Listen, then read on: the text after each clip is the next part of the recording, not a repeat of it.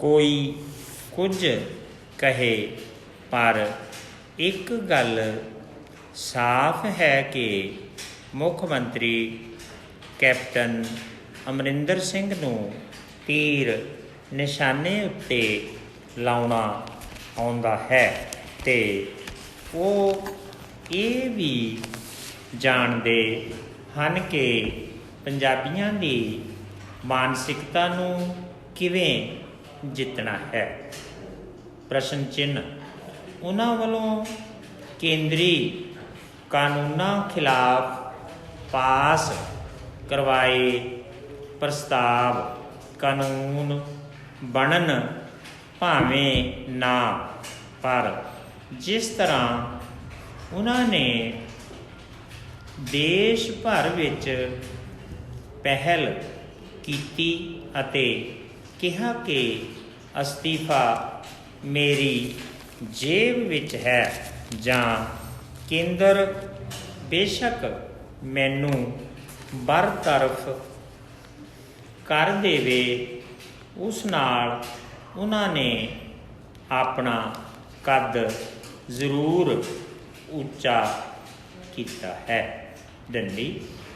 ਪੰਜਾਬ ਦੇ ਬਿੱਲਾਂ ਨਾਲ ਕੋਈ ਹੋਰ ਫਾਇਦਾ ਹੋਵੇ ਨਾ ਹੋਵੇ, ਮਾਮਲਾ ਕੁਝ ਸਾਲਾਂ ਲਈ ਲਟਕ ਜ਼ਰੂਰ ਜਾਵੇਗਾ। ਡੰਡੀ। ਪਰ ਇੱਕ ਖਤਰਾ ਵੀ ਲੱਗਦਾ ਹੈ ਕਿ ਕਿਤੇ ਇਸ ਨਾਲ ਪੰਜਾਬ ਦੇ ਖੇਤੀ ਸੈਕਟਰ ਵਿੱਚ ਨਿੱਜੀ ਨਿਵੇਸ਼ ਬਿਲਕੁਲ ਨਾ ਰੁਕ ਜਾਵੇ। ਡੰਡੀ।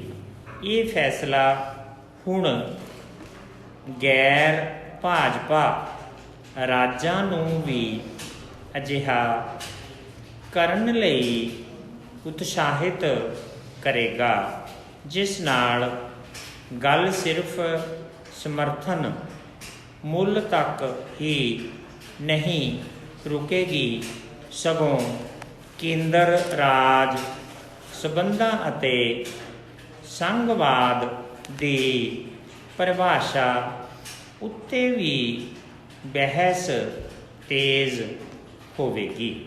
ਡੰਡੀ।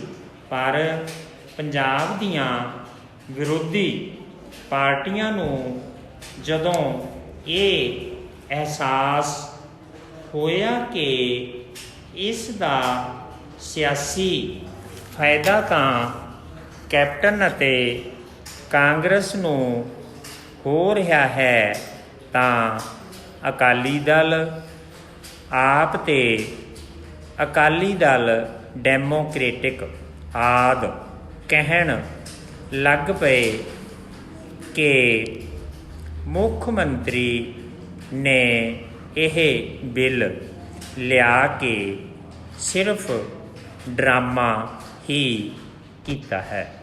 ਕੇਂਦਰ ਵੱਲੋਂ ਖੇਤੀ ਸੰਬੰਧੀ ਬਣਾਏ ਗਏ ਕਾਨੂੰਨਾਂ ਦੇ ਵਿਰੋਧ ਵਿੱਚ ਮੁੱਖ ਮੰਤਰੀ ਕੈਪਟਨ ਅਮਰਿੰਦਰ ਸਿੰਘ ਦੀ ਅਗਵਾਈ ਵਿੱਚ ਪੰਜਾਬ ਵਿਧਾਨ ਸਭਾ ਨੇ ਜੋ ਮਤੇ ਪਾਸ ਕੀਤੇ ਹਨ, ਉਹਨਾਂ ਨੂੰ ਕਿਸਾਨ ਜਥੇਬੰਦੀਆਂ ਨੇ ਵੀ ਆਪਣੇ ਅੰਦੋਲਨ ਦੀ ਅੰਸ਼ਕ ਜਿੱਤ ਕਰਾਰ ਦਿੱਤਾ ਹੈ। ਡੰਡੀ। ਅਸੀਂ ਮੁੱਖ ਮੰਤਰੀ ਦੇ ਇਸ ਕਦਮ ਦੀ ਸਰਾਹਨਾ ਕਰਦੇ ਹਾਂ, ਪਰ ਇਹਨਾਂ ਬਿੱਲਾਂ ਦੀ ਤਿਆਰੀ ਵਿੱਚ ਉਹਨਾਂ ਨੂੰ ਵਿਰੋਧੀ ਪਾਰਟੀਆਂ ਨੂੰ ਵਿਸ਼ਵਾਸ ਵਿੱਚ ਲੈਣਾ ਚਾਹੀਦਾ ਸੀ। ਡੰਡੀ।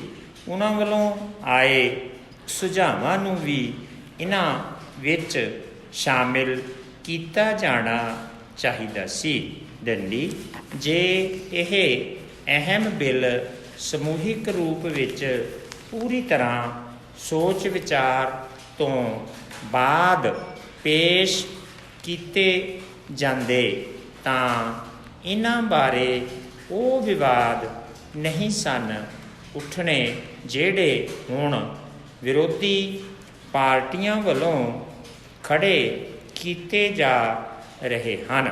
ਦੰਡੀ ਇਹ ਬਿੱਲ ਕਿੰਨੇ ਕੁ ਕਾਰਗਰ ਸਾਬਤ ਹੋ ਸਕਣਗੇ, ਇਸ ਗੱਲ ਬਾਰੇ ਹਾਲੇ ਤੱਕ ਕੁਝ ਵੀ ਵਿਸ਼ਵਾਸ ਨਾਲ ਨਹੀਂ ਕਿਹਾ ਜਾ ਸਕਦਾ, ਪਰ ਇਸ ਨਾਲ ਸਮੁੱਚੇ ਸਦਨ ਦੀ ਭਾਵਨਾ ਦਾ ਪ੍ਰਗਟਾਵਾ ਜ਼ਰੂਰ ਹੋ ਜਾਂਦਾ ਹੈ, ਜੋ ਉੱਠੇ ਇਸ ਅੰਦੋਲਨ ਲਈ ਹੋਰ ਵੀ ਉਤਸ਼ਾਹਜਨਕ ਸਾਬਤ ਹੋ ਸਕਦੀ ਹੈ। ਦੰਡੀ ਇਸ ਮਕਸਦ ਵਾਸਤੇ ਥੋੜ੍ਹੇ ਸਮੇਂ ਲਈ ਵਿਧਾਨ ਸਭਾ ਦੇ ਬੁਲਾਏ ਗਏ ਸੈਸ਼ਨ ਵਿੱਚ ਕੁਝ ਬਿੱਲ ਹੋਰ ਵੀ ਪਾਸ ਕਰਵਾ ਲਏ ਗਏ ਹਨ, ਪਰ ਇਹਨਾਂ ਤੋਂ ਇਲਾਵਾ ਵਿਰੋਧੀ ਪਾਰਟੀਆਂ ਦੇ ਆਗੂਆਂ ਵੱਲੋਂ ਜੋ ਮਹੱਤਵਪੂਰਨ ਮਸਲਾ ਚੁੱਕਿਆ ਗਿਆ, ਉਹ ਵੀ ਵੱਡੇ ਧਿਆਨ ਦੀ ਮੰਗ ਕਰਦਾ ਹੈ। ਦੰਡੀ ਅਨੁਸੂਚਿਤ ਜਾਤੀਆਂ ਦੇ ਵਿਦਿਆਰਥੀਆਂ ਦੇ ਸਕਾਲਰਸ਼ਿਪ ਦੀ ਵੰਡ ਵਿੱਚ ਜੋ ਗੜਬੜ ਕੀਤੀ ਜਾਂਦੀ ਰਹੀ ਹੈ, ਇਸ ਮੁੱਦੇ ਨੂੰ ਸਦਨ ਵਿੱਚ ਆਮ ਆਦਮੀ ਪਾਰਟੀ, ਅਕਾਲੀ ਦਲ, ਅੱਧਾ ਹੀ ਪੈਰਾ ਲਿਖਣਾ ਸੀ ਨਾ, ਠੀਕ ਅੱਧਾ ਹੋ ਗਿਆ, ਹਾਂਜੀ ਰੈਡੀ।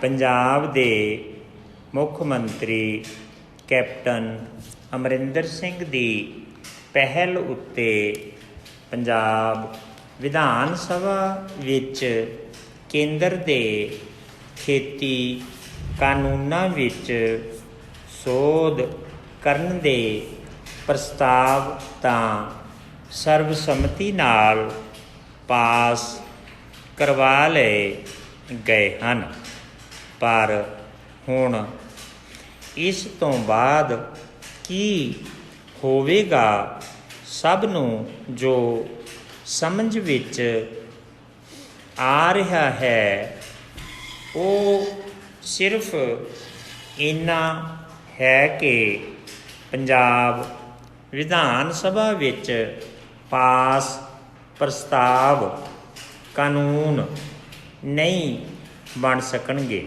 ਦੰਡੀ ਪਹਿਲੀ ਗੱਲ ਤਾਂ ਇਹ ਹੈ ਕਿ ਰਾਜਪਾਲ ਹੀ ਇਸ ਉੱਤੇ ਦਸਤਖਤ ਨਹੀਂ ਕਰਨਗੇ।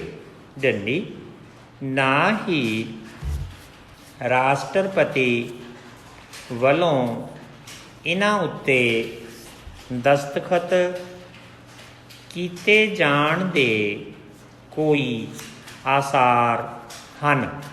ਦੰਡੀ ਰਹੀ ਗੱਲ ਸੁਪਰੀਮ ਕੋਰਟ ਵਿੱਚ ਜਾਣ ਦੀ, ਜੇ ਸੁਪਰੀਮ ਕੋਰਟ ਪਾਣੀਆਂ ਦੇ ਸਮਝੌਤੇ ਰੱਦ ਕਰਨ ਦੇ ਕਾਨੂੰਨ, ਜੋ ਸਿਰਫ ਦੋ ਧਿਰਾਂ ਦੇ ਆਪਸੀ ਸਮਝੌਤੇ ਵਿਧਾਨ ਸਭਾ ਵੱਲੋਂ ਰੱਦ ਕੀਤੇ ਜਾਣ ਦੀ ਗੱਲ ਸੀ, ਨੂੰ ਰੱਦ ਕਰ ਸਕਦੀ ਹੈ, ਤਾਂ ਇਹਨਾਂ ਨਵੇਂ ਕਾਨੂੰਨਾਂ ਬਾਰੇ ਸੁਪਰੀਮ ਕੋਰਟ ਵਿੱਚ ਜਿੱਤ ਦੀ ਆਸ ਰੱਖਣੀ ਮੂਰਖਾਂ ਦੇ ਸਵਰਗ ਵਿੱਚ ਰਹਿਣ ਵਾਲੀ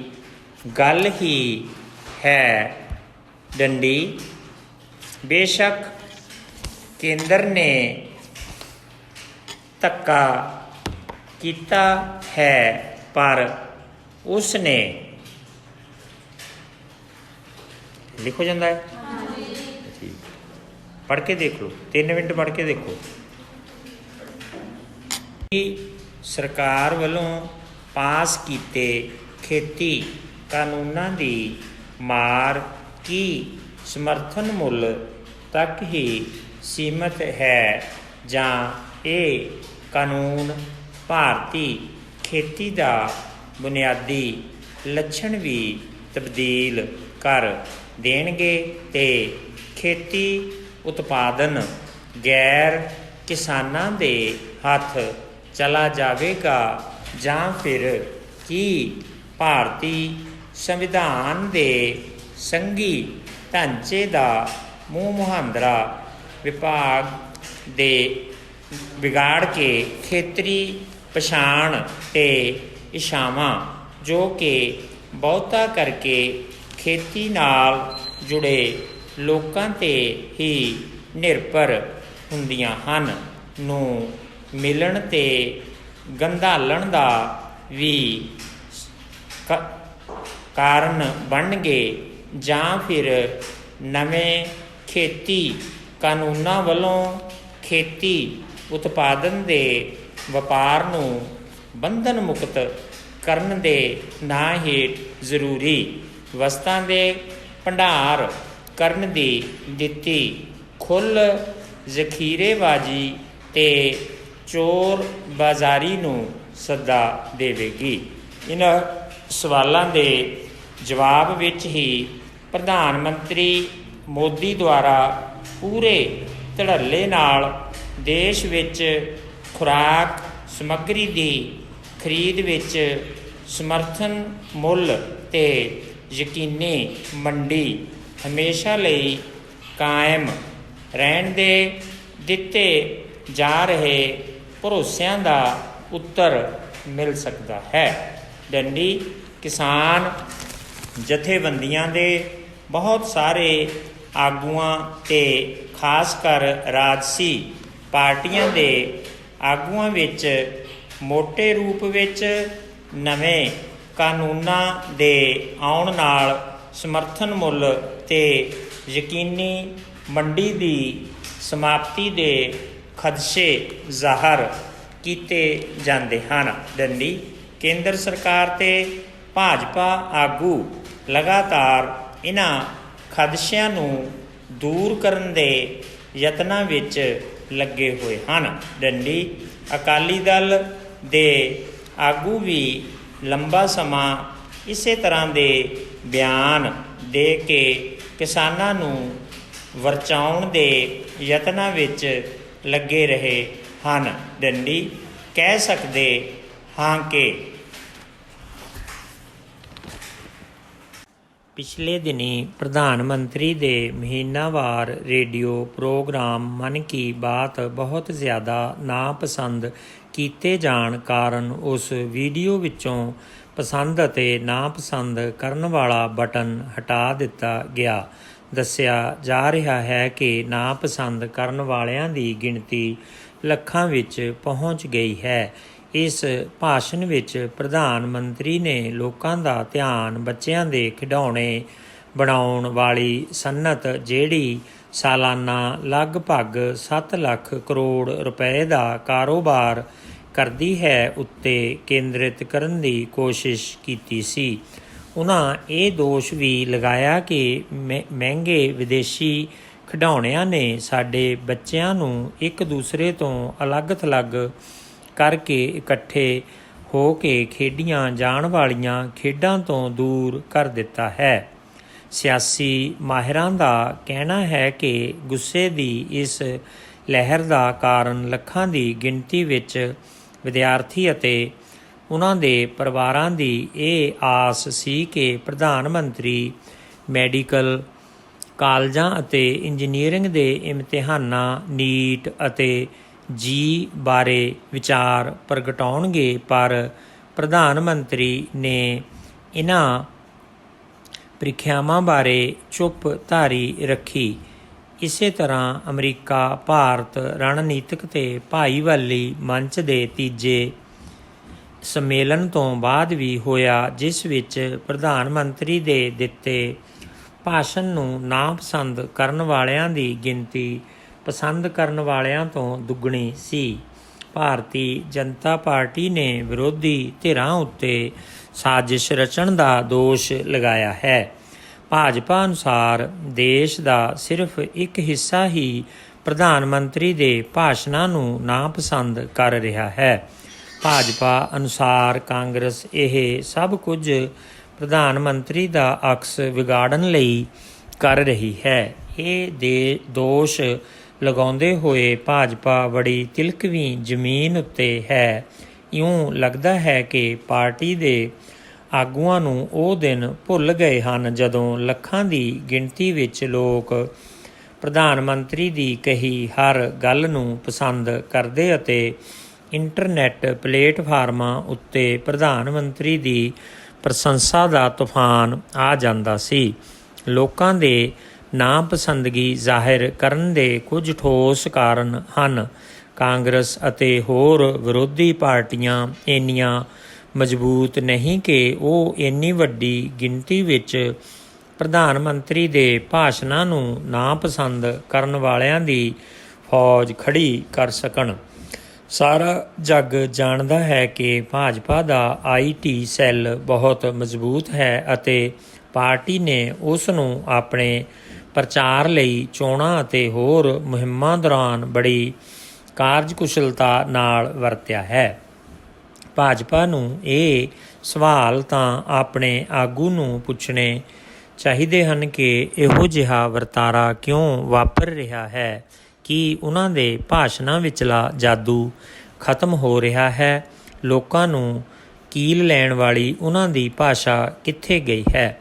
ਸਿਆਸੀ ਮਾਹਿਰਾਂ ਅਨੁਸਾਰ ਅਰਥਚਾਰੇ ਵਿੱਚ ਆਈ ਵੱਡੀ ਮੰਦੀ ਅਤੇ ਬੇਰੁਜ਼ਗਾਰੀ ਵਧਣ ਕਾਰਨ ਲੋਕਾਂ ਵਿੱਚ ਨਾਰਾਜ਼ਗੀ ਵੱਧ ਰਹੀ ਹੈ। ਲੋਕ ਇਹ ਵੀ ਸਮਝਦੇ ਹਨ ਕਿ ਵਿਰੋਧੀ ਧਿਰਾਂ ਨੇ ਨਾ ਤਾਂ ਭਾਜਪਾ ਦਾ ਬਦਲ ਪੇਸ਼ ਕਰ ਸਕਦੀਆਂ ਹਨ ਅਤੇ ਨਾ ਹੀ ਉਹਨਾਂ ਕੋਲ ਅਜਿਹਾ ਆਗੂ ਹੈ ਜਿਹੜਾ ਨਰਿੰਦਰ ਮੋਦੀ ਦਾ ਸਾਹਮਣਾ ਕਰ ਸਕੇ। ਇਸ ਕਾਰਨ ਲੋਕਾਂ ਵਿੱਚ ਬੇਵਸੀ ਅਤੇ ਲਾਚਾਰੀ ਦੀਆਂ ਭਾਵਨਾਵਾਂ ਆਈਆਂ ਹਨ। ਉਹ ਅਜੇ ਕੁਝ ਹੋਰ ਤਾਂ ਨਹੀਂ ਕਰ ਸਕਦੇ, ਸਿਰਫ ਭਾਸ਼ਣਾਂ ਉੱਤੇ ਨਾਪਸੰਦੀ ਦਾ ਬਟਨ ਦਬਾ ਰਹੇ ਹਨ। ਭਾਜਪਾ ਨੂੰ ਅਸਲ ਫਿਕਰ ਬਿਹਾਰ ਦੀਆਂ ਵਿਧਾਨ ਸਭਾ ਚੋਣਾਂ ਦੀ ਹੈ। ਉਸ ਨੂੰ ਚਿੰਤਾ ਹੈ ਕਿ ਭਾਸ਼ਣਾਂ ਨੂੰ ਨਾਪਸੰਦ ਕਰਨ ਵਾਲੇ ਦਬਾਏ ਜਾ ਰਹੇ ਬਟਨਾਂ ਨੂੰ ਦਬਾਉਣ ਦਾ ਵਰਤਾਰਾ ਵਿਧਾਨ ਸਭਾ ਚੋਣਾਂ ਦੌਰਾਨ ਜਨਤਾ ਦਲ ਯੂਨਾਈਟਿਡ, ਭਾਰਤੀ ਜਨਤਾ ਪਾਰਟੀ ਗਠਜੋੜ ਦੀ ਨਾਪਸੰਦਗੀ ਵਿੱਚ ਨਾ ਬਦਲ ਜਾਵੇ। ਲੋਕਾਂ ਨੇ ਨੋਟਬੰਦੀ ਅਤੇ GST ਦੀਆਂ ਵੱਡੀਆਂ ਮਾਰਾਂ ਸਹੀਆਂ ਹਨ, ਪਰ ਕੋਵਿਡ-19 ਦਾ ਸਾਹਮਣਾ ਕਰਨ ਲਈ 4 ਘੰਟਿਆਂ ਦੀ ਮੋਹਲਤ ਦੇ ਕੇ ਕੀਤੀ ਗਈ ਤਾਲਾਬੰਦੀ ਨੇ ਉਹਨਾਂ ਦਾ ਲੱਕ ਤੋੜ ਦਿੱਤਾ ਹੈ। ਵਿਦਿਆਰਥੀਆਂ, ਨੌਜਵਾਨਾਂ ਅਤੇ ਇੰਟਰਨੈੱਟ ਵਰਤਣ ਵਾਲਿਆਂ ਦੇ ਨਾਲ-ਨਾਲ ਸਮੂਹ ਲੋਕਾਂ ਨੂੰ ਇਸ ਸਾਰੇ ਵਰਤਾਰੇ ਉੱਤੇ ਗੌਰ ਕਰਦਿਆਂ ਇਹ ਵੀ ਸਮਝਣਾ ਪੈਣਾ ਹੈ ਕਿ ਮਾਮਲਾ ਸਿਰਫ ਨਾਪਸੰਦ ਕਰਨ ਦੇ ਬਟਨ ਦਬਾਉਣ ਨਾਲ ਹੱਲ ਨਹੀਂ ਹੋ ਜਾਣਾ। ਇਸ ਲਈ ਉਹਨਾਂ ਨੂੰ ਸੰਗਠਿਤ ਹੋ ਕੇ ਆਵਾਜ਼ ਉਠਾਉਣ ਦੀ ਲੋੜ ਹੈ। ਪੰਜਾਬ ਵਿੱਚ ਕੋਵਿਡ-19 ਦਾ ਸਾਹਮਣਾ ਕਰਨ ਲਈ ਪੰਜਾਬ ਨੇ ਬਾਕੀ ਸੂਬਿਆਂ ਨਾਲੋਂ ਜ਼ਿਆਦਾ ਪਾਬੰਦੀਆਂ ਲਗਾਈਆਂ ਹਨ। ਡੰਡੀ ਇਸੇ ਦੌਰਾਨ ਸੂਬੇ ਵਿੱਚ ਲੁੱਟਾਂ ਖੋਹਾਂ ਅਤੇ ਕਤਲਾਂ ਵਿੱਚ ਵਾਧਾ ਹੋ ਰਿਹਾ ਹੈ। ਡੰਡੀ ਇੱਥੋਂ ਤੱਕ ਕਿ ਪਰਿਵਾਰਕ ਰਿਸ਼ਤਿਆਂ ਵਿੱਚ ਇਸ ਕਦਰ ਨਿਘਾਰ ਆ ਰਿਹਾ ਹੈ ਕਿ ਇੱਕ ਦੂਜੇ ਦਾ ਕਤਲ ਕਰਨ ਤੋਂ ਗੁਰੇਜ਼ ਨਹੀਂ ਕੀਤਾ ਜਾ ਰਿਹਾ। ਡੰਡੀ ਫਾਜ਼ਿਲਕਾ ਜ਼ਿਲ੍ਹੇ ਵਿੱਚ ਵਾਹਨ ਖੜ੍ਹਾ ਕਰਨ ਨੂੰ ਲੈ ਕੇ ਹੋਏ ਤਕਰਾਰ ਕਾਰਨ ਹੀ ਪਿਓ ਨੇ ਪੁੱਤਰ ਦਾ ਕਤਲ ਕਰ ਦਿੱਤਾ। ਡੰਡੀ ਇਸ ਤੋਂ ਪਹਿਲਾਂ ਮਈ ਮਹੀਨੇ ਵਿੱਚ ਇੱਕ ਲੜਕੀ ਨਾਲ ਪ੍ਰੇਮ ਸੰਬੰਧਾਂ ਦਾ ਦੋਸ਼ ਲਗਾ ਕੇ 22 ਸਾਲਾ ਲੜਕੇ ਦਾ ਕਤਲ ਕਰ ਦਿੱਤਾ ਗਿਆ। ਡੰਡੀ ਮੁਕਤਸਰ ਜ਼ਿਲ੍ਹੇ ਨਾਲ ਸੰਬੰਧਿਤ ਚੰਗੇ ਸਰਦੇ ਪੁੱਜਦੇ ਪਰਿਵਾਰ ਦੀ ਬਜ਼ੁਰਗ ਔਰਤ ਨੂੰ ਲਾਵਾਰਿਸ ਵਾਂਗ ਛੱਡ ਦੇਣ ਦਾ ਮਾਮਲਾ ਵੀ ਮੀਡੀਆ ਦੀਆਂ ਸੁਰਖੀਆਂ ਬਣਿਆ ਰਿਹਾ ਹੈ। ਡੰਡੀ ਪਰਿਵਾਰਕ ਝਗੜਿਆਂ ਤੋਂ ਬਿਨਾਂ ਹੋਰਨਾਂ ਕਾਰਨਾਂ ਕਰਕੇ ਵੀ ਪੰਜਾਬ ਵਿੱਚ ਕਤਲਾਂ ਦੇ ਮਾਮਲੇ ਸਾਹਮਣੇ ਆ ਰਹੇ ਹਨ। ਡੰਡੀ 15-20 ਅਗਸਤ ਦੀ ਰਾਤ ਨੂੰ ਕ੍ਰਿਕਟ ਖਿਡਾਰੀ ਸੁਰੇਸ਼ ਰੈਣਾ ਦੇ ਪਠਾਨਕੋਟ ਰਹਿੰਦੇ ਰਿਸ਼ਤੇਦਾਰ ਅਸ਼ੋਕ ਕੁਮਾਰ ਦਾ ਕਤਲ ਕਰ ਦਿੱਤਾ ਗਿਆ ਅਤੇ ਪਰਿਵਾਰ ਦੇ 4 ਮੈਂਬਰ ਵੀ ਜ਼ਖਮੀ ਹੋ ਗਏ। ਡੰਡੀ ਇਸ ਨੂੰ ਲੁੱਟ ਖੋਹ ਦੀ ਵਾਰਦਾਤ ਕਿਹਾ ਜਾ ਰਿਹਾ ਹੈ। ਡੰਡੀ ਮਈ ਮਹੀਨੇ ਵਿੱਚ ਬਟਾਲਾ ਵਿਖੇ ਯੂਥ ਅਕਾਲੀ ਆਗੂ ਦਾ ਕਤਲ ਕਰ ਦਿੱਤਾ ਗਿਆ ਸੀ। ਹੁਣ ਬਠਿੰਡਾ ਖੇਤਰ ਦੇ ਇੱਕ ਸਰਗਰਮ ਆਗੂ ਦੀ ਗੋਲੀਆਂ ਮਾਰ ਕੇ ਹੱਤਿਆ ਕਰ ਦਿੱਤੀ ਗਈ ਹੈ। ਡੰਡੀ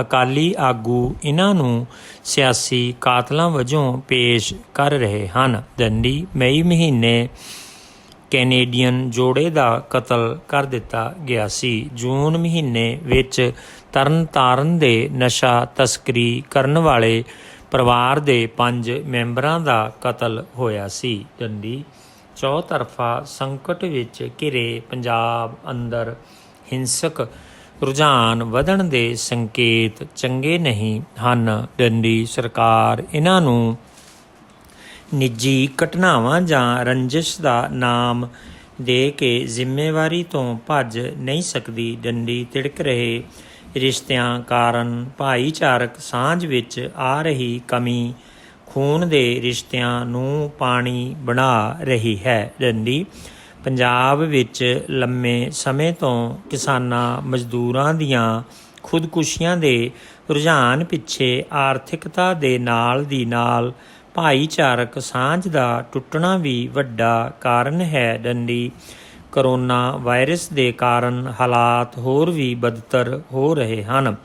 ਡੰਡੀ ਬੰਦਿਸ਼ਾਂ ਕਾਰਨ ਕਾਰੋਬਾਰ ਠੱਪ ਹੋਣ ਅਤੇ ਰੁਜ਼ਗਾਰ ਚਲੇ ਜਾਣ ਕਰਕੇ ਮਨੋਵਿਗਿਆਨ ਦਬਾਅ ਵੀ ਵੱਧ ਰਿਹਾ ਹੈ। ਡੰਡੀ ਸਰਕਾਰ ਅਤੇ ਪੁਲਿਸ ਨੂੰ ਵੱਧ ਧਿਆਨ ਕਾਨੂੰਨ ਵਿਵਸਥਾ ਵਿੱਚ ਸੁਧਾਰ ਅਤੇ ਮਨੋਵਿਗਿਆਨਕ ਦਬਾਅ ਦੇ ਇਲਾਜ ਵੱਲ ਧਿਆਨ ਦੇਣਾ ਚਾਹੀਦਾ ਹੈ। ਡੰਡੀ ਭਾਈਚਾਰਕ ਸਾਂਝ ਅਤੇ ਰਿਸ਼ਤਿਆਂ ਦੀ ਮਜ਼ਬੂਤੀ ਪੰਜਾਬ ਦੀ ਖੂਬੀ ਰਹੀ ਹੈ, ਜਿਸ ਨੂੰ ਮੁੜ ਮਜ਼ਬੂਤ ਕਰਨ ਦੀ ਲੋੜ ਹੈ।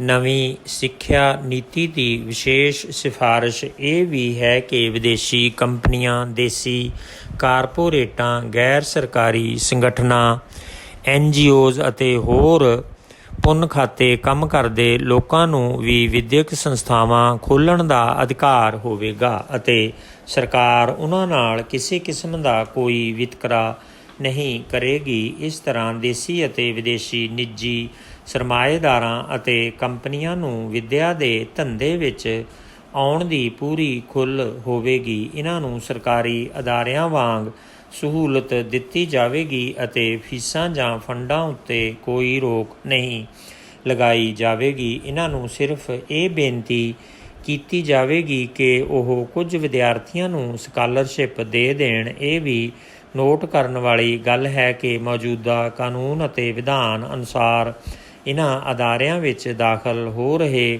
ਵਿਦਿਆਰਥੀਆਂ ਅਤੇ ਮੁਲਾਜ਼ਮਾਂ ਲਈ ਕੋਈ ਰਿਜ਼ਰਵੇਸ਼ਨ ਲਾਗੂ ਨਹੀਂ ਹੁੰਦੀ। ਨੀਤੀ ਵਿੱਚ ਬਹੁਤ ਥਾਈਂ ਸਿੱਖਿਆ ਦੇ ਮਿਆਰ ਬਾਰੇ ਫਿਕਰ ਜ਼ਾਹਰ ਕੀਤੀ ਹੈ। ਇਸ ਫਿਕਰ ਦੇ ਬਾਵਜੂਦ ਪ੍ਰਾਈਵੇਟ ਅਦਾਰਿਆਂ ਨੂੰ ਕਾਫੀ ਖੁੱਲ੍ਹ ਦਿੱਤੀ ਜਾ ਰਹੀ ਹੈ। ਹਾਲਾਂਕਿ ਪਹਿਲਾਂ ਹੀ ਪ੍ਰਾਈਵੇਟ ਯੂਨੀਵਰਸਿਟੀਆਂ ਵੱਲੋਂ ਦਿੱਤੀਆਂ ਜਾ ਰਹੀਆਂ ਜਾਅਲੀ ਡਿਗਰੀਆਂ, ਕਲਾਸਰੂਮਾਂ ਵਿੱਚ ਗੈਰ ਹਾਜ਼ਰ ਵਿਦਿਆਰਥੀਆਂ, ਅਧਿਆਪਕਾਂ ਅਤੇ ਵਿਦਿਆਰਥੀਆਂ ਦੇ ਸ਼ੋਸ਼ਣ ਦੀਆਂ ਕਹਾਣੀਆਂ ਜੱਗ ਜ਼ਾਹਿਰ ਹਨ।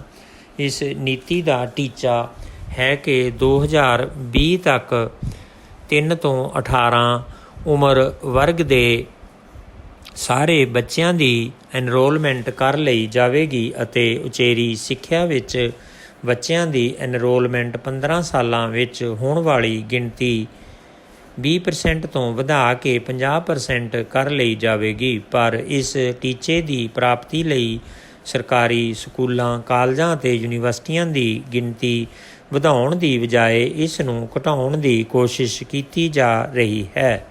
ਨੀਤੀ ਇਸ ਟੀਚੇ ਦੀ ਪ੍ਰਾਪਤੀ ਲਈ ਆਨਲਾਈਨ ਐਜੂਕੇਸ਼ਨ, ਦੂਰਸੰਚਾਰ ਐਜੂਕੇਸ਼ਨ ਅਤੇ ਤਕਨਾਲੋਜੀ ਉੱਤੇ ਆਧਾਰਿਤ ਹੋਰ ਵਿਧੀਆਂ ਉੱਪਰ ਜ਼ੋਰ ਦੇ ਰਹੀ ਹੈ।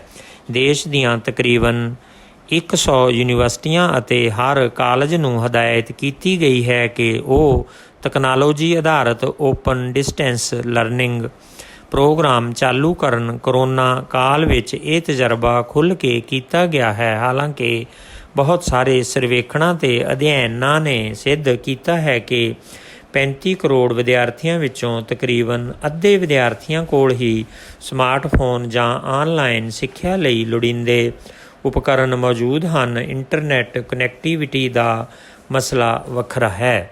ਸਕੂਲੀ ਬੱਚਿਆਂ ਦੇ ਮਾਪਿਆਂ ਉੱਤੇ ਜ਼ਿੰਮੇਵਾਰੀ ਪਾਈ ਜਾ ਰਹੀ ਹੈ ਕਿ ਉਹ ਆਪਣੀ ਨਿਗਰਾਨੀ ਹੇਠ ਆਪਣੇ ਧੀਆਂ ਪੁੱਤਰਾਂ ਨੂੰ ਇਸ ਸਿੱਖਿਆ ਨਾਲ ਜੋੜਨ। ਅੱਜ ਵੀ ਭਾਰਤ ਵਿੱਚ 25% ਵਸੋਂ ਅਨਪੜ੍ਹ ਹੈ ਅਤੇ ਬਾਕੀ ਸਾਖਰਾਂ ਵਿੱਚੋਂ ਵੀ 75% ਜਨਸੰਖਿਆ ਇਸ ਤਰ੍ਹਾਂ ਦੀ ਹੈ ਜਿਸ ਨੇ ਮੈਟ੍ਰਿਕ ਵੀ ਪਾਸ ਨਹੀਂ ਕੀਤੀ ਹੋਈ। ਦਰਅਸਲ ਸਰਕਾਰ ਵਿੱਦਿਆ ਅਤੇ ਵਿੱਦਿਆ ਦੇ ਪ੍ਰਸਾਰ ਲਈ ਤਕਨਾਲੋਜੀ ਨਾਲ ਜੁੜੀਆਂ ਵੱਡੀਆਂ ਕੰਪਨੀਆਂ ਉੱਤੇ ਟੇਕ ਰੱਖਦਿਆਂ ਉਹਨਾਂ ਦੇ ਮੁਨਾਫੇ ਵਿੱਚ ਵਾਧਾ ਕਰਨ ਦੀ ਇੱਛੁਕ ਹੈ। ਸਰਕਾਰ ਵਿਦਿਆਰਥੀਆਂ ਨੂੰ ਆਮੋ ਸਾਹਮਣੇ ਵਾਲੀ ਸਿੱਖਿਆ ਤੋਂ ਗੁਰੇਜ਼ ਕਰ ਰਹੀ ਹੈ। ਸ਼ਾਇਦ ਇਸ ਦਾ ਡਰ ਇਹ ਵੀ ਹੈ ਕਿ ਸਕੂਲਾਂ ਕਾਲਜਾਂ ਵਿੱਚ ਸਿੱਖਿਆ ਲਈ ਇਕੱਠੇ ਹੋ ਰਹੇ ਵਿਦਿਆਰਥੀਆਂ ਸਾਡੇ ਸਮਾਜ ਅਤੇ ਦੇਸ਼ ਵਿੱਚ ਵਾਪਰ ਰਹੀਆਂ ਘਟਨਾਵਾਂ, ਨੀਤੀਆਂ, ਕੁਰੀਤੀਆਂ, ਭ੍ਰਿਸ਼ਟਾਚਾਰ, ਅਗਿਆਨਤਾ ਅਤੇ ਬੇਰੁਜ਼ਗਾਰੀ ਨੂੰ ਪੜਚੋਲਵੀਂ ਨਜ਼ਰ ਨਾਲ ਦੇਖਦੇ ਹਨ। ਹੁਣ ਜਦੋਂ ਅਰਥਚਾਰੇ ਦਾ ਬੇੜਾ ਬੈਠ ਗਿਆ ਹੈ ਤੇ GDP ਵਧਣ ਦੀ ਥਾਂ ਘਟ ਰਹੀ ਹੈ, ਉਸ ਵੇਲੇ ਕੇਵਲ ਵੱਡੀਆਂ ਟੈਕ ਕੰਪਨੀਆਂ ਹੀ ਹਨ ਜਿਨ੍ਹਾਂ ਨੂੰ ਮੁਨਾਫਾ ਹੋਇਆ ਹੈ। ਉੱਧਰ ਸੰਸਾਰ ਬੈਂਕ ਨੇ ਵੀ ਆਪਣੇ ਸਟਾਰ ਪ੍ਰੋਜੈਕਟ ਰਾਹੀਂ 6 ਸੂਬਿਆਂ ਵਿੱਚ ਵਿੱਦਿਆ ਦੇ ਪ੍ਰਬੰਧਨ, ਨਿਗਰਾਨੀ ਅਤੇ ਨਿਕਲ ਰਹੇ ਨਤੀਜਿਆਂ ਨੂੰ ਮਾਪਣ ਲਈ ਖਰਬਾਂ ਡਾਲਰ ਖਰਚਣ ਦਾ ਪ੍ਰਸਤਾਵ ਪਾਸ ਕੀਤਾ ਹੈ। ਕੁਦਰਤੀ ਹੀ ਇਹ ਪੈਸੇ ਸੰਸਾਰ ਦੀਆਂ ਵੱਡੀਆਂ ਟੈਕ ਕੰਪਨੀਆਂ ਰਾਹੀਂ ਖਰਚੇ ਜਾਣਗੇ। ਜਿੱਥੋਂ ਤੱਕ ਅਧਿਆਪਕਾਂ ਅਤੇ ਵਿਦਿਆਰਥੀਆਂ ਦਾ ਸੰਬੰਧ ਹੈ, ਨਵੀਂ ਸਿੱਖਿਆ ਨੀਤੀ ਉਹਨਾਂ ਲਈ ਅੱਛੇ ਦਿਨ ਲੈ ਕੇ ਨਹੀਂ ਆ ਰਹੀ। ਅਧਿਆਪਕਾਂ ਦੀਆਂ ਸੇਵਾ ਸ਼ਰਤਾਂ, ਤਨਖਾਹਾਂ ਅਤੇ ਭੱਤਿਆਂ ਵਿੱਚ ਕਾਫੀ ਨਿਘਾਰ ਆਉਣ ਦਾ ਖਦਸ਼ਾ ਹੈ। ਉਹਨਾਂ ਦੀਆਂ ਸੇਵਾ ਸ਼ਰਤਾਂ ਹੁਣ ਵਿੱਦਿਆ ਨਾਲ ਸੰਬੰਧਿਤ ਕੋਈ ਕਮਿਸ਼ਨ ਜਾਂ ਹੋਰ ਕਮਿਸ਼ਨ ਨਿਰਧਾਰਤ ਨਹੀਂ ਕਰਨਗੇ, ਸਗੋਂ ਸਿੱਖਿਆ ਅਦਾਰਿਆਂ ਦੇ ਮਾਲਕ ਆਪ ਹੀ ਇਹ ਫੈਸਲਾ ਕਰਨਗੇ ਕਿ ਕਿਸ ਅਧਿਆਪਕ ਨੂੰ ਕਿੰਨੇ ਪੈਸੇ ਦੇਣੇ ਹਨ। ਉਹਨਾਂ ਦੀਆਂ ਅਗਲੀਆਂ ਤਰੱਕੀਆਂ ਸੰਬੰਧੀ ਨਿਯਮ ਵੀ ਸਕੂਲਾਂ ਕਾਲਜਾਂ ਦੀਆਂ ਸਥਾਨਕ ਕਮੇਟੀਆਂ ਆਪ ਬਣਾਉਣਗੀਆਂ। ਨਵੀਂ ਸਿੱਖਿਆ ਨੀਤੀ ਕਿਤੇ ਕਿਤੇ ਸੁੰਦਰ ਸ਼ਬਦਾਂ ਦੇ ਭਰਮ ਜਾਲ ਨਾਲ ਭਰੀ ਪਈ ਹੈ। ਉਹ ਅਧਿਆਪਕਾਂ, ਵਿਦਿਆਰਥੀਆਂ ਅਤੇ ਹੋਰ ਜਨਤਾ ਦੇ ਸੁਨਹਿਰੇ ਭਵਿੱਖ ਦੇ ਸੁਪਨੇ ਦਿਖਾਉਂਦੀ ਹੈ, ਪਰ ਕਿਤੇ ਵੀ ਸਿੱਖਿਆ ਲਈ ਲੋੜੀਂਦੇ ਪਬਲਿਕ ਫੰਡ ਦਾ ਪੱਕਾ ਵਾਅਦਾ ਨਹੀਂ ਕਰਦੀ। ਸਿੱਖਿਆ ਉੱਤੇ GDP ਦਾ 6% ਖਰਚ ਕਰਨ ਦਾ ਜ਼ਿਕਰ ਤਾਂ ਹੈ, ਪਰ ਇਸ ਵੇਲੇ ਖਰਚੀ ਜਾ ਰਹੀ 4% ਜੋ ਕਿ ਨੀਤੀ ਦੇ ਡਰਾਫਟ ਵਿੱਚ 2% ਦੱਸੀ ਗਈ ਸੀ, ਵਿੱਚ ਕੇਂਦਰ ਦਾ ਹਿੱਸਾ ਕੇਵਲ 1% ਹੈ ਅਤੇ ਬਜਟ ਖਰਚਿਆਂ ਦੇ ਅਨੁਪਾਤ ਵਜੋਂ ਵੀ 2014 ਤੋਂ 20 ਤੱਕ ਸਿੱਖਿਆ ਉੱਤੇ ਖਰਚਾ ਲਗਾਤਾਰ ਘਟਿਆ ਹੈ। COVID-19 ਦਾ ਮੁਕਾਬਲਾ ਕਰਨ ਲਈ ਕੀਤੀ ਗਈ ਤਾਲਾਬੰਦੀ ਅਤੇ ਇਸ ਪਿੱਛੋਂ ਲਾਈਆਂ ਗਈਆਂ ਪਾਬੰਦੀਆਂ ਦੇ ਨਤੀਜੇ ਤਸੱਲੀਬਖਸ਼ ਨਹੀਂ ਰਹੇ। ਡੰਡੀ ਸ਼ਾਇਦ ਇਹੀ ਕਾਰਨ ਹੈ ਕਿ ਕਰੋਨਾ ਦੇ ਮਰੀਜ਼ਾਂ ਦੀ ਗਿਣਤੀ ਅਤੇ ਮੌਤਾਂ ਦੀ ਦਰ ਵਧਣ ਦੇ ਬਾਵਜੂਦ ਕੇਂਦਰ ਸਰਕਾਰ ਨੇ ਤਾਲਾਬੰਦੀ ਖੋਲ੍ਹਣ ਦੇ ਚੌਥੇ ਪੜਾਅ ਦੌਰਾਨ ਦਿੱਤੀਆਂ ਢਿੱਲਾਂ ਵਿੱਚ ਪਾਬੰਦੀਆਂ ਨੂੰ ਹੋਰ ਘਟਾਇਆ ਹੈ। ਡੰਡੀ ਇੱਥੋਂ ਤੱਕ ਕਿ ਰਾਜ ਸਰਕਾਰਾਂ ਨੂੰ ਕਿਹਾ ਗਿਆ ਹੈ ਕਿ ਕਿਸੇ ਵੀ ਤਰ੍ਹਾਂ ਦੀ ਤਾਲਾਬੰਦੀ ਕਰਨ ਤੋਂ ਪਹਿਲਾਂ ਕੇਂਦਰ ਨਾਲ ਵਿਚਾਰ ਕਰਨਾ ਜ਼ਰੂਰੀ ਹੈ। ਡੰਡੀ ਪੰਜਾਬ ਸਮੇਤ ਕੁਝ ਰਾਜਾਂ ਨੇ ਹੁਣ ਵੀ ਸ਼ਨਿਚਰਵਾਰ ਅਤੇ ਐਤਵਾਰ ਤਾਲਾਬੰਦੀ ਕਰਨ ਦੇ ਆਦੇਸ਼ ਦਿੱਤੇ ਹੋਏ ਹਨ। ਡੰਡੀ ਇਹਨਾਂ ਢਿੱਲਾਂ ਵਿੱਚ ਆਰਥਿਕ ਤੇ ਸਮਾਜਿਕ ਪੱਖਾਂ ਉੱਤੇ ਅਸਰ ਪਾਉਣ ਵਾਲੀ ਸਭ ਤੋਂ ਵੱਡੀ ਢਿੱਲ ਮੈਟਰੋ ਰੇਲ ਗੱਡੀਆਂ ਨੂੰ ਪੜਾਅਵਾਰ ਚਲਾਉਣਾ ਹੈ। ਡੰਡੀ ਨਵੇਂ ਹੁਕਮਾਂ ਅਨੁਸਾਰ 21 ਸਤੰਬਰ ਤੋਂ ਪਿੱਛੋਂ ਸਿਆਸੀ, ਸਮਾਜਿਕ ਅਤੇ ਧਾਰਮਿਕ ਸਮਾਗਮਾਂ ਵਿੱਚ 100 ਲੋਕਾਂ ਦੇ ਇਕੱਠੇ ਹੋਣ ਦੀ ਇਜਾਜ਼ਤ ਹੋਵੇਗੀ। ਡੰਡੀ 9ਵੀਂ ਤੋਂ 12ਵੀਂ ਤੱਕ ਦੇ ਬੱਚਿਆਂ ਨੂੰ ਮਾਪਿਆਂ ਦੀ ਇਜਾਜ਼ਤ ਨਾਲ ਸਕੂਲ ਜਾਣ ਦੀ ਖੁੱਲ੍ਹ ਦਿੱਤੀ ਗਈ ਹੈ। ਡੰਡੀ ਕਰੋਨਾ ਵਿਰੁੱਧ ਲੜਾਈ ਦੌਰਾਨ ਵਰਤੀ ਗਈ ਸਖਤੀ ਕਾਰਨ ਕਰੋੜਾਂ ਲੋਕਾਂ ਦਾ ਰੁਜ਼ਗਾਰ ਚਲਾ ਗਿਆ ਹੈ। ਡੰਡੀ 2 ਮਹੀਨੇ ਦੀ ਦੇਸ਼ ਵਿਆਪੀ ਤਾਲਾਬੰਦੀ ਦੌਰਾਨ ਬੇਰੁਜ਼ਗਾਰੀ ਦੀ ਦਰ 21% ਨੂੰ ਪਾਰ ਕਰ ਗਈ ਹੈ। ਪ੍ਰਵਾਸੀ ਮਜ਼ਦੂਰਾਂ ਅਤੇ ਉਹਨਾਂ ਦੇ ਪਰਿਵਾਰਾਂ ਨੂੰ ਸੈਂਕੜੇ ਮੀਲ ਪੈਦਲ ਚੱਲ ਕੇ ਆਪਣੇ ਘਰਾਂ ਨੂੰ ਪਰਤਣਾ ਪਿਆ। ਸਰਕਾਰੀ ਮਾਲੀਏ ਵਿੱਚ ਵੱਡੇ ਪੈਮਾਨੇ ਉੱਤੇ ਗਿਰਾਵਟ ਆਈ। ਡੰਡੀ ਸਰਕਾਰਾਂ ਦੁਆਰਾ ਚੁੱਕੇ ਕਦਮਾਂ ਨੇ ਜਾਗਰੂਕਤਾ ਨਾਲੋਂ ਡਰ ਅਤੇ ਸਹਿਮ ਦਾ ਮਾਹੌਲ ਜ਼ਿਆਦਾ ਬਣਾਇਆ ਹੈ। ਡੰਡੀ ਅਸੀਮ ਡਰ ਦਾ ਸ਼ਿਕਾਰ ਹੋਏ ਮੱਧ ਵਰਗ ਦੇ ਲੋਕ ਅਜਿਹੀਆਂ ਪਾਬੰਦੀਆਂ ਦੀ ਹਮਾਇਤ ਕਰਦੇ ਰਹੇ ਹਨ, ਪਰ ਹੁਣ ਵਪਾਰੀ, ਸਨਅਤਕਾਰ ਅਤੇ ਹੋਰ ਖੇਤਰਾਂ ਦੇ ਕਾਰੋਬਾਰੀ ਤਾਲਾਬੰਦੀ ਤੋਂ ਅੱਕੇ ਹੋਏ ਹੋਣ ਦੇ ਸੰਕੇਤ ਦੇਣ ਲੱਗੇ ਹਨ। ਲੋਕ ਸਮਝ ਰਹੇ ਹਨ ਕਿ ਇਹਨਾਂ ਪਾਬੰਦੀਆਂ ਕਾਰਨ ਉਹਨਾਂ ਦੀਆਂ ਸਨਅਤਾਂ, ਵਪਾਰ ਤੇ ਕਾਰੋਬਾਰ ਤਬਾਹ ਹੋ ਜਾਣਗੇ ਅਤੇ ਵੱਧ ਰਹੀ ਮੰਦੀ ਘੱਟ ਸਾਧਨਾਂ ਵਾਲੇ ਲੋਕਾਂ ਨੂੰ ਭੁੱਖਮਰੀ ਵੱਲ ਲੈ ਜਾ ਸਕਦੀ ਹੈ। ਡੰਡੀ ਆਰਥਿਕ ਮਾਹਿਰਾਂ ਅਨੁਸਾਰ ਜੇਕਰ ਸਭ ਕੁਝ ਖੋਲ੍ਹ ਵੀ ਦਿੱਤਾ ਜਾਵੇ ਤਾਂ ਵੀ ਦੇਸ਼ ਦੇ ਅਰਥਚਾਰੇ ਨੂੰ ਆਪਣੇ ਪੈਰਾਂ ਸਿਰ ਹੋਣ ਲਈ ਕਈ ਸਾਲ ਲੱਗ ਸਕਦੇ ਹਨ। ਡੰਡੀ ਇਸ ਮਾਮਲੇ ਵਿੱਚ ਸਰਕਾਰਾਂ ਜ਼ਿੰਮੇਵਾਰੀ ਤੋਂ ਭੱਜ ਨਹੀਂ ਸਕਦੀਆਂ। ਡੰਡੀ ਕੁਝ ਸਵਾਲ ਜਵਾਬ ਦੀ ਮੰਗ ਕਰਦੇ ਹਨ ਕਿ ਤਾਲਾਬੰਦੀ ਕਰਨ ਤੋਂ ਪਹਿਲਾਂ ਸਰਕਾਰਾਂ ਨੇ ਵੱਖ-ਵੱਖ ਖੇਤਰਾਂ ਦੇ ਮਾਹਿਰਾਂ ਨਾਲ ਸਲਾਹ ਮਸ਼ਵਰਾ ਕੀਤਾ ਸੀ।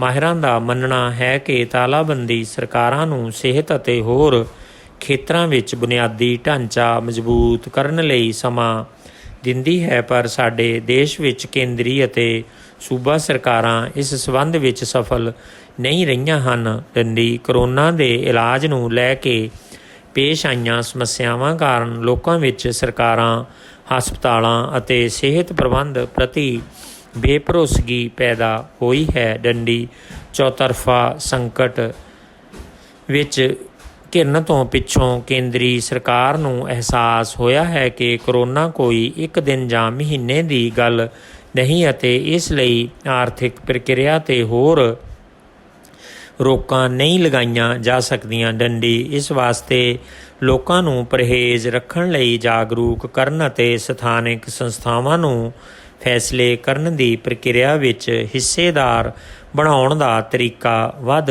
ਕਾਰਗਰ ਹੋ ਸਕਦਾ ਹੈ।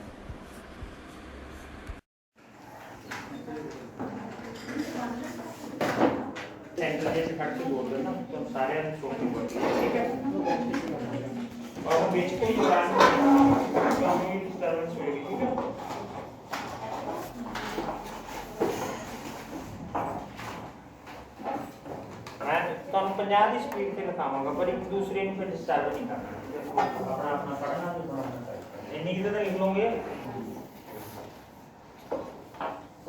ਹਾਂਜੀ, ਰੈਡੀ।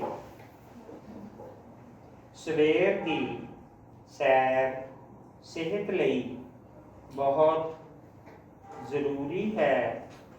ਡੰਡੀ ਇਸ ਸਮੇਂ ਦੀ ਤਾਜ਼ੀ ਹਵਾ ਸਾਡੇ ਸਰੀਰ ਵਿੱਚ ਇੱਕ ਨਵੀਂ ਜਾਨ ਪਾਉਂਦੀ ਹੈ। ਡੰਡੀ ਛੇਤੀ ਤੁਰਨ ਨਾਲ ਹਰ ਅੰਗ ਦੀ ਵਰਜਿਸ਼ ਹੁੰਦੀ ਹੈ, ਜਿਸ ਨਾਲ ਸਰੀਰ ਸੋਹਣਾ, ਨਿਰੋਆ, ਸਿਹਤਮੰਦ, ਚੁਸਤ ਫੁਰਤ ਅਤੇ ਲਚਕੀਲਾ ਬਣਦਾ ਹੈ। ਡੰਡੀ ਸੈਰ ਕਰਨ ਲਈ ਸਵੇਰ ਦਾ ਸਮਾਂ ਬਹੁਤ ਹੀ ਸੁਹਾਵਣਾ ਤੇ ਗੁਣਕਾਰੀ ਹੁੰਦਾ ਹੈ। ਡੰਡੀ ਇਸ ਸਮੇਂ ਹਰ ਪਾਸੇ ਹਰਿਆਵਲ ਹੀ ਹਰਿਆਵਲ ਹੁੰਦੀ ਹੈ। ਡੰਡੀ ਪੰਛੀ मिठे मिठे गीत गाउंदे हन। दंडी किधरे भी थकावट का चिन्ह नहीं हुंदा। दंडी अजिहे समय सैर करन नाल ना सिर्फ सरीरक ताकत ही वधदी है, सगों आत्मिक शांति, मानसिक तंदुरुस्ती अते आत्म विश्वास नूं भी बल मिलता है। दंडी सवेर की सैर अरोग शरीर अते लंबी उम्र की जामन है। दंडी ये उदासीनता खत्म करती है, तनाव घटाउंदी है अते एकाग्रता वधाउंदी है।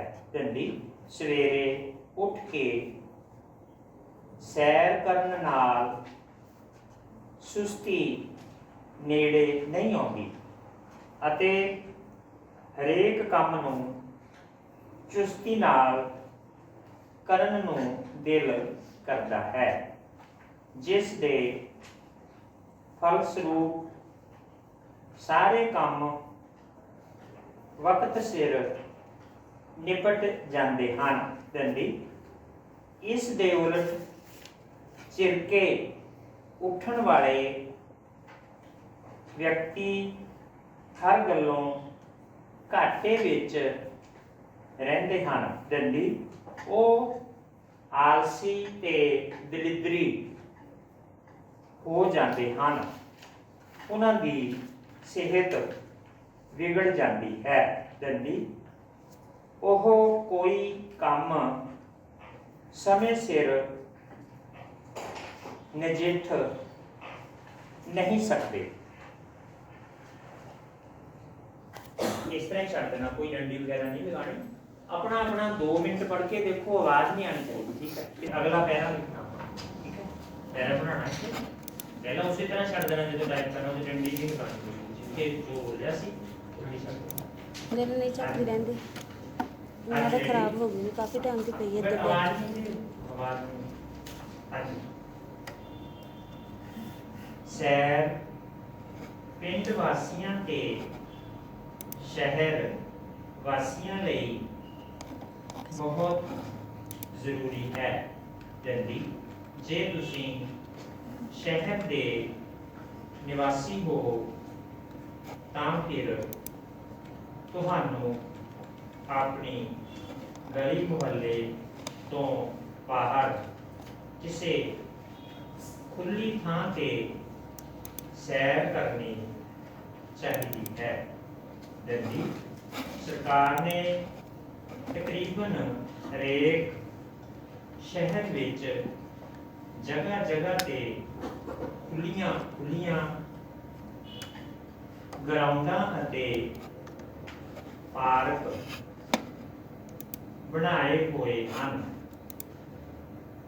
जिस करके कोई खास मुश्किल पेश नहीं आती।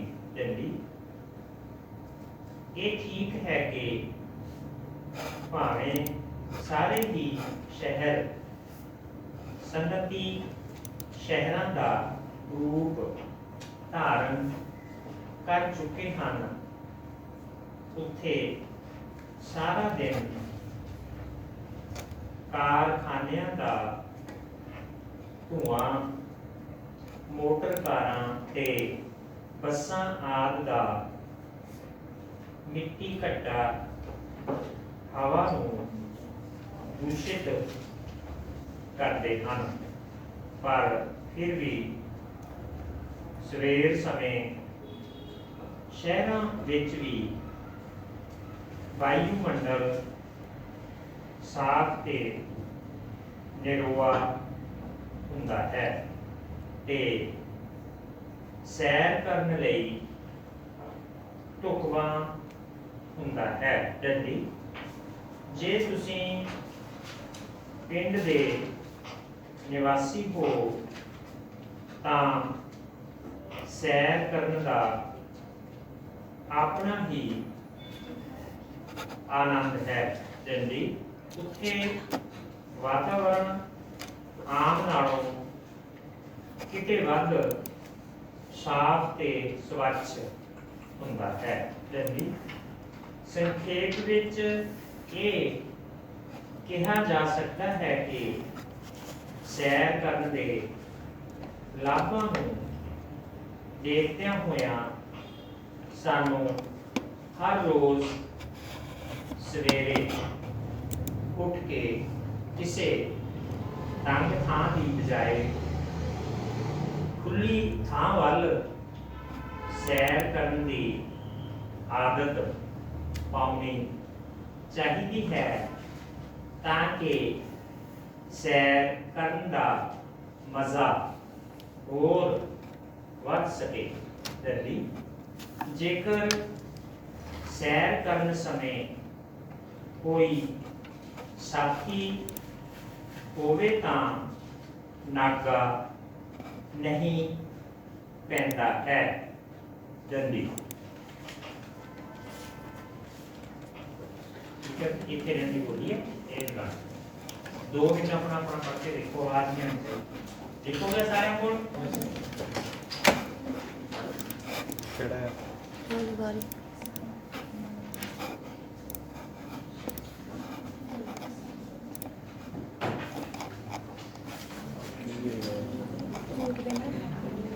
ਗੈਸ ਵੀ ਪਾਈ ਕਿੱਥੇ ਆ ਆਹ ਦੇਖੋ ਆਗ ਤੇ ਗਿਆ हो गया कॉपी हो गई ਪਤਾ ਨਹੀਂ ਵਾਇਰਸ ਹੈਗਾ ਸਾਰਿਆਂ 'ਚ ਪਤਾ ਨਹੀਂ ਜਾਂ ਮੈਨੂੰ ਤਾਂ ਪੀਸੀ 'ਚ ਹੀ ਵਾਇਰਸ ਹੈ कर लो इन्हों कोई ਹਰਪ੍ਰੀਤ एंटीवायरस वगैरह है नहीं ना ਇਹ ਇੱਥੇ ਪੈਂਦੇ ਹੋ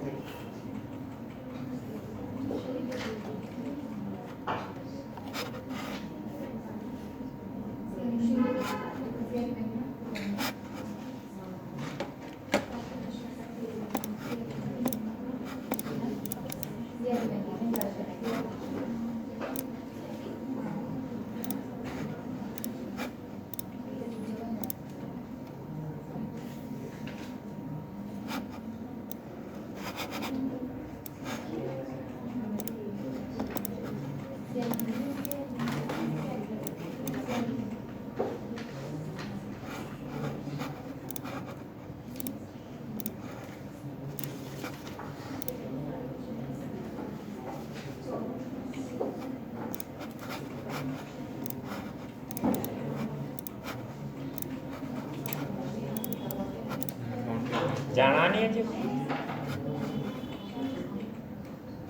ਸ਼ਾਰਟਕਟ ਬਣ ਜਾਂਦਾ ਪਤਾ ਕੋਈ ਨਾ ਤਾਂ ਲੱਗ ਰਿਹਾ चल गया काम चल गया ਹਾਂ ਵਿੱਚ ਲੱਭ ਜਾਏਗਾ ਵੈਸੇ ਤੇ हैं ਹਾਂ ਵਿੱਚ ਪਾਤਾ ਵੈਸੇ ਉਹ ਸ਼ਾਰਟਕਟ ਵੀ ਬਣ ਗਿਆ ਕੋਈ ਨਾ ਕਰ ਲੈਂਦੇ देखो बाकी प्रिंट कट के ठीक है ਹਾਂਜੀ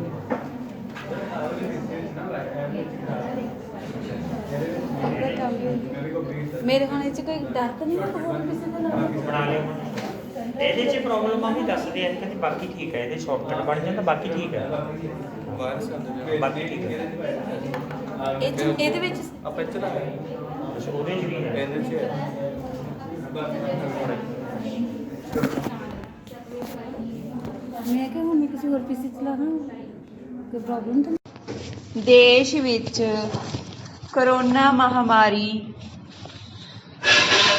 ਦੇ ਕਾਰਨ ਉੱਚ ਅਤੇ ਮੁਕਾਬਲਾ ਪ੍ਰੀਖਿਆਵਾਂ ਨੂੰ ਲੈ ਕੇ ਮਚੇ ਘਮਸਾਨ ਨੇ ਇੱਕ ਪਾਸੇ ਜਿੱਥੇ ਕੇਂਦਰ ਸਰਕਾਰ ਨੂੰ ਦੁਬਿਧਾ ਵਿੱਚ ਪਾ ਦਿੱਤਾ ਹੈ ਉੱਥੇ ਕੇਂਦਰ ਸਰਕਾਰ ਅਤੇ ਕੁਝ ਰਾਜਾਂ ਵਿਚਕਾਰ ਤਣਾਅ ਅਤੇ ਟਕਰਾਅ ਦੀ ਸਥਿਤੀ ਪੈਦਾ ਹੋ ਗਈ ਹੈ।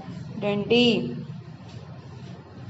ਇਸ ਮਸਲੇ ਨੂੰ ਲੈ ਕੇ ਜਿੱਥੇ ਇੱਕ ਪਾਸੇ ਪੰਜਾਬ ਅਤੇ ਪੱਛਮੀ ਬੰਗਾਲ ਸਮੇਤ ਦੇਸ਼ ਦੀਆਂ 6 ਗੈਰ ਭਾਜਪਾ ਸਰਕਾਰਾਂ ਇੱਕ ਵਾਰ ਫਿਰ ਨਵੀਂ ਪਟੀਸ਼ਨ ਰਾਹੀਂ ਸੁਪਰੀਮ ਕੋਰਟ ਪਹੁੰਚ ਗਈਆਂ ਹਨ।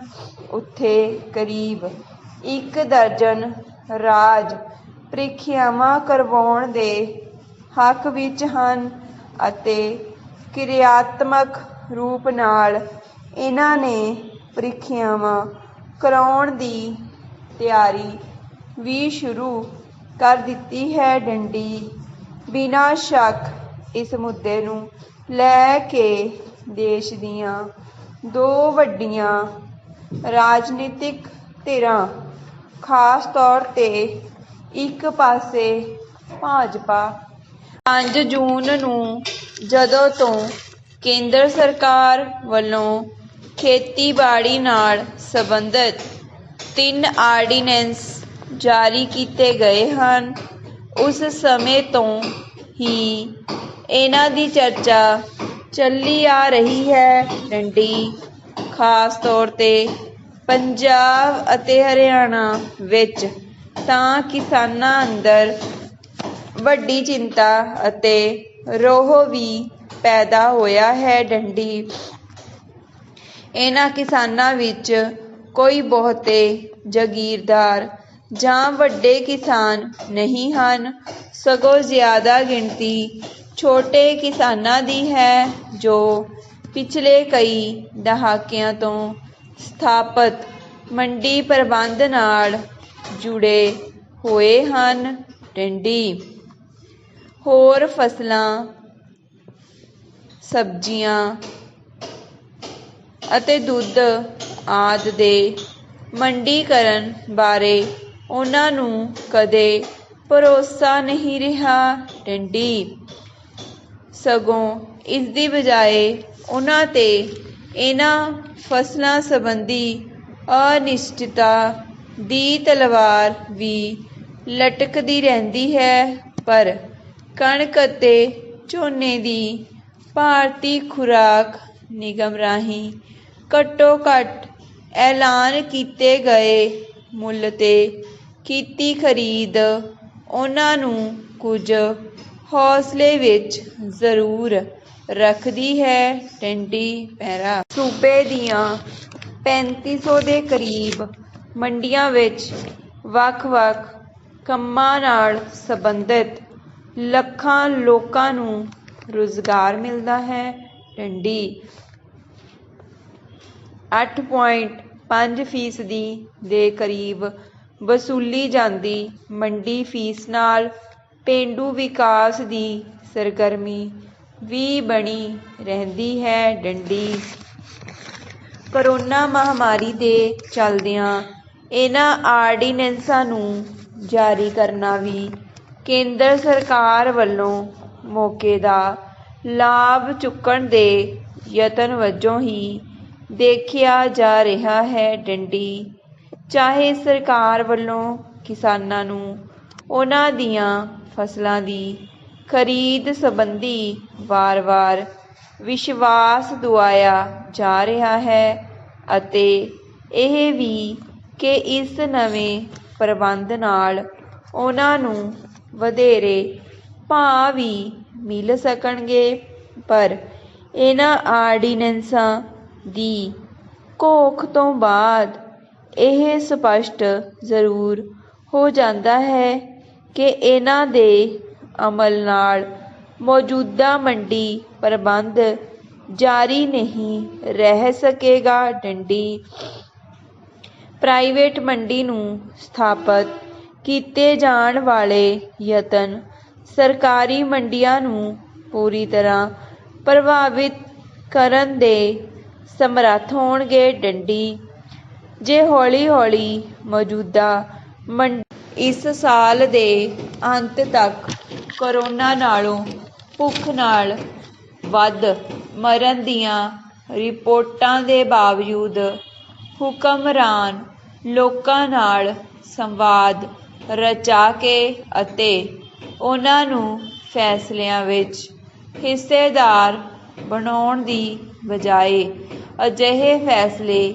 ਕਰ ਰਹੇ ਹਨ ਜਿਨ੍ਹਾਂ ਦਾ ਤਰਕ ਸਮਝਣਾ ਮੁਸ਼ਕਿਲ ਹੈ। ਡੰਡੀ ਪੰਜਾਬ ਸਰਕਾਰ ਦੇ ਨਵੇਂ ਨਿਰਦੇਸ਼ ਜਾਰੀ ਕਰਦਿਆਂ 31 ਅਗਸਤ ਤੱਕ ਰਾਤ 7 ਤੋਂ ਸਵੇਰੇ 5 ਵਜੇ ਤੱਕ ਕਰਫਿਊ ਲਗਾਉਣ ਦੇ ਹੁਕਮ ਦੇ ਦਿੱਤਾ ਹੈ। ਡੰਡੀ ਵਿਆਹਾਂ ਅਤੇ ਸੰਸਕਾਰ ਦੀਆਂ ਰਸਮਾਂ ਤੋਂ ਬਿਨਾਂ ਹਰ ਤਰ੍ਹਾਂ ਦੇ ਇਕੱਠ ਉੱਤੇ ਪਾਬੰਦੀ ਲਗਾ ਦਿੱਤੀ ਹੈ। ਡੰਡੀ ਕਾਰਾਂ ਵਿੱਚ 3 ਸਵਾਰੀਆਂ ਅਤੇ 5 ਜ਼ਿਲ੍ਹਿਆਂ ਵਿੱਚ ਬੱਸਾਂ 50% ਸਮਰੱਥਾ ਨਾਲ ਚਲਾਉਣ ਲਈ ਕਿਹਾ ਹੈ।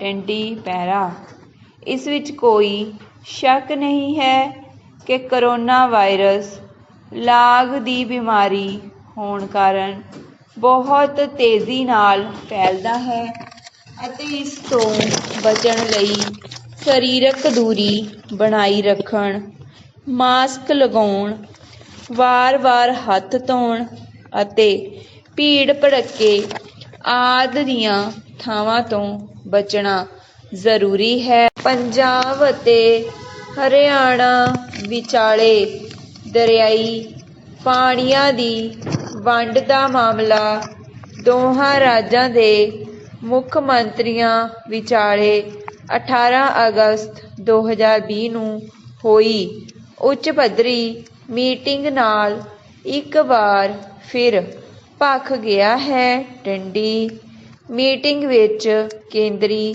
ਜਲ ਸ਼ਕਤੀ ਮੰਤਰੀ ਗਜੇਂਦਰ ਸਿੰਘ ਸ਼ੇਖਾਵਤ ਵੀ ਹਾਜ਼ਰ ਸਨ। ਡੰਡੀ ਪੰਜਾਬ ਦੇ ਮੁੱਖ ਮੰਤਰੀ ਕੈਪਟਨ ਅਮਰਿੰਦਰ ਸਿੰਘ ਨੇ ਕੇਂਦਰ ਨੂੰ ਚੇਤਾਵਨੀ ਦਿੱਤੀ ਹੈ ਕਿ ਜੇਕਰ ਸਤਲੁਜ ਯਮੁਨਾ ਲਿੰਕ ਨਹਿਰ ਦੇ ਦੱਬੇ ਹੋਏ ਮਸਲੇ ਨੂੰ ਮੁੜ ਸੁਰਜੀਤ ਕੀਤਾ ਗਿਆ ਅਤੇ ਪੰਜਾਬ ਦੇ ਪਾਣੀਆਂ ਨਾਲ ਖਿਲਵਾੜ ਕੀਤਾ ਗਿਆ ਤਾਂ ਪੰਜਾਬ ਵਿੱਚ ਜ਼ਬਰਦਸਤ ਅਸ਼ਾਂਤੀ ਪੈਦਾ ਹੋਵੇਗੀ ਅਤੇ ਸਰਹੱਦੀ ਸੂਬਾ ਹੋਣ ਕਰਕੇ ਕੌਮੀ ਸੁਰੱਖਿਆ ਨੂੰ ਖਤਰਾ ਪੈਦਾ ਹੋਣ ਦੇ ਖਦਸ਼ੇ ਵੀ ਹਨ। ਡੰਡੀ ਪੰਜਾਬ ਦੇ ਮੁੱਖ ਮੰਤਰੀ ਨੇ ਪੰਜਾਬ ਦੇ ਦਰਿਆਈ ਪਾਣੀਆਂ ਦਾ ਮੁੜ ਤੋਂ ਜਾਇਜ਼ਾ ਲੈਣ ਲਈ ਟ੍ਰਿਬਿਊਨਲ ਬਣਾਉਣ ਦੀ ਮੰਗ ਦੁਹਰਾਈ ਅਤੇ ਨਾਲ ਹੀ ਯਮੁਨਾ ਦੇ ਪਾਣੀਆਂ ਉੱਪਰ ਪੰਜਾਬ ਦਾ ਹੱਕ ਜਤਾਇਆ। ਡੰਡੀ